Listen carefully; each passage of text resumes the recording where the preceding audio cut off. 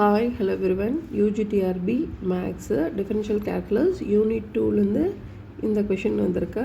So இப்போ பாருங்கள், x³ + y³ + 3axy = 0 தென் dy/dx அப்படின்னு கேட்குறாங்க.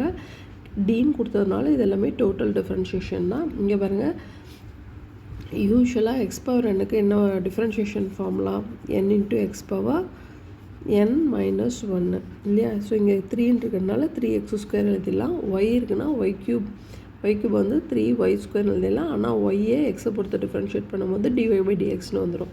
3a கான்ஸ்டன்ட் வெளியே எடுத்துக்கலாம். ஸோ இதுக்கு ரெண்டு டேர்மே டிஃப்ரென்ஷியபிள் டேர்மாக இருக்குது அப்படின்னா யூவை வச்சுக்கிட்டு வியை டிஃப்ரென்ஷியேட் பண்ணலாம், வியை வச்சுக்கிட்டு யூவை டிஃப்ரென்ஷியேட் பண்ணலாம். அந்த மாதிரி தான். ஸோ இதில் எக்ஸை வச்சுக்கலாம், ஒய்யை டிஃப்ரென்ஷியேட் பண்ணோம்னா dy/dx வருது. ப்ளஸ்ஸு ஒய்யை வச்சுட்டு எக்ஸை டிஃப்ரென்ஷியேட் பண்ணால் 1 வந்துடும். ஸோ = 0. எல்லா இடத்துலையுமே மல்டிபிள்ஸ் ஆஃப் 3 இருக்கிறதுனால ÷ 3 போட்டால் 3 கேன்சல் ஆகிடுது. நெக்ஸ்ட்டு பாருங்கள், இந்த 3a உள்ளே மல்டிப்ளை பண்ணி எடுத்துக்கலாம். நெக்ஸ்ட்டு dy/dx இல்லாத அந்த ரெண்டு டேர்ம் என்ன அப்படின்னா இந்த ரெண்டு டேர்ம் அதை தனியாக எழுதிக்கலாம். dy/dx இருக்கிற ரெண்டு டேர்மையும் தனியாக எழுதிக்கலாம். ஓகேவா?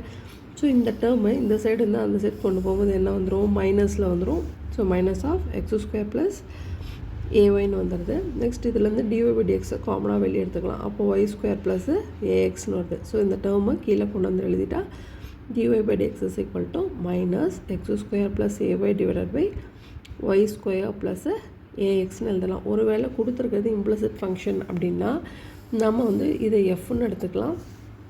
அப்போ என்ன பண்ணலாம் அப்படின்னா dy/dx கண்டுபிடிக்கிறதுக்கு ஃபார்முலா வந்து dy/dx = -fx/fy. fx அப்படிங்கிறது differentiating f partially with respect to x, differentiating f partially with respect to y. நம்ம இங்கே பண்ணியிருக்கிறது எல்லாமே டோட்டல் டிஃப்ரென்ஷியேஷன் யூஸ் பண்ணியிருக்கோம். ஓகேவா?